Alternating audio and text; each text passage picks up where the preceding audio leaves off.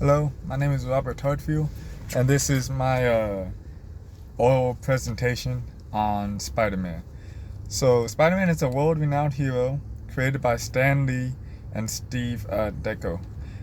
The, the topic of how he overcame his challenges and got a special place in people's hearts will be covered in this video. His story of how he became Spider-Man should be well known.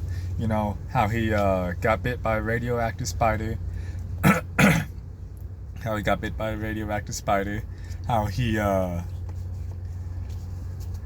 to fight many challenges to become Spider-Man, from his uncle dying to having to protect the city, being the only one that's capable to protect the city other than, the police. There's been many heroic events he has done. He saved a train from derailing, saving like over 100 people on the train. He's stopped like invasions from other people wanting to destroy New York. And there's just some people that didn't really like him because of what he was doing, because of the damage he was causing while trying to save everybody.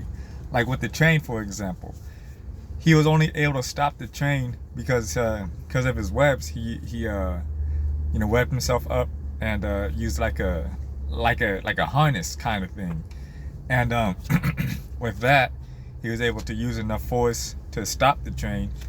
But along the lines, the train started dangling, so it wasn't able to come to a clean stop. And there was other times when he was fighting, like, let's say, Green Goblin.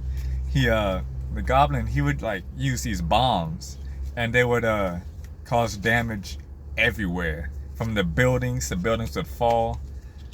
It would just be a whole lot of damage, and everyone was thinking, well, he's Spider-Man, he should be able to mitigate the damage, keep it to a zero.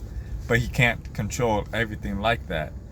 And then a person that was mainly giving out this false information was J. Jonah Jameson, which he was a news reporter, and so he had a big effect in what the people were reading. He made it adamant to never post anything good about Spider-Man, regardless what he did, regardless how many lives he saved. He never showed him the love that the citizens gave him. And the way Spider-Man turned out to be is from his uncle, Uncle Ben.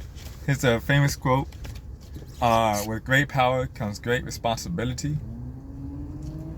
And so Spider-Man took that. He took that to heart, because he's the most powerful person in his area. And so he needs to do what he can to protect everybody, to make sure that they can all, live peaceful, happy lives. And they can't. If Spider-Man wasn't told that, there's no telling how he would end up. He may end up like a criminal, like the rest of them, or he just might have not been able to save as many lives as he wanted to, which involves his no-kill policy. Because most heroes, they don't typically kill, other than like Deadpool, the Punisher, because that's who they are. They didn't have a good role model to go after, like Spider-Man with his uncle. And so once Spider-Man got his powers, he immediately implemented that no-kill policy. And that changed when Venom came around. Venom is a symbiotic alien from space somewhere who latches onto the host like a leech. Latches onto the host, absorbs into them, makes them stronger, more aggressive. It makes them better, but for the wrong purposes. Because Venom, he makes you more aggressive. He makes you think like bad thoughts, like almost all the time. If you're being yelled to at somebody, you won't be able to control yourself on what happens. He'll become more and more aggressive as the longer you wear the suit. the longer, the more aggressive you would become. And so that's what happened with Peter. He disregarded his family, his friends. He still protected the city, but it wasn't in Spider-Man's way. It was in Venom's way, you know, because Venom wanted to get rid of all the criminals. And when I say get rid, I mean he wanted to kill them. So that goes against what Spider-Man wanted. But while Spider-Man was awake, he was able to control him. While he was asleep, no. Venom wore Peter, you know. He had all the powers he needed. And so he would go out into the night, fight crime. There were some times when he did kill some people, but Peter would always wake up thinking like, oh, this is just a nightmare, you know? And then one day he decided he got to go get this checked out. So he goes over to Dr. Reed, which is part of the Fantastic Four, one of the smartest people alive. I guess smartest heroes alive. Talks to him. He says, I need some tests run on me, you know? I'm not acting the same. Then they get the test done.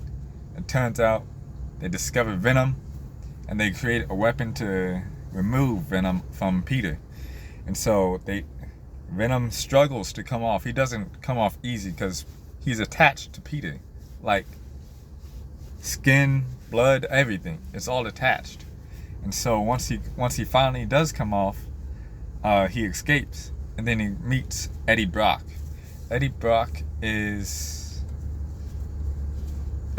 Venom share a hatred towards Peter now because Eddie Brock got put in jail due to Spider-Man. You know, Eddie Brock was doing crime. Spider-Man called him, threw him in jail. And Venom feels disregarded. He feels useless to Peter. And so now he wants revenge to get back at Peter. And yeah, that's about it for Peter. Now you can't forget, at the end of the day, Peter, Spider-Man, whatever you want to call him, he's still human. He's still like the rest of us. He has emotions. He has anger, grief, love, hatred, happiness. You know, anything a human would feel, he would also feel. So it makes sense that he turned out as good as he did with the proper role models and everything. So one day, I know I can't be exactly like him, you know, powers and everything, but mentally, I would like to be up there with him, you know, just always trying to do the best in every situation. Thank you.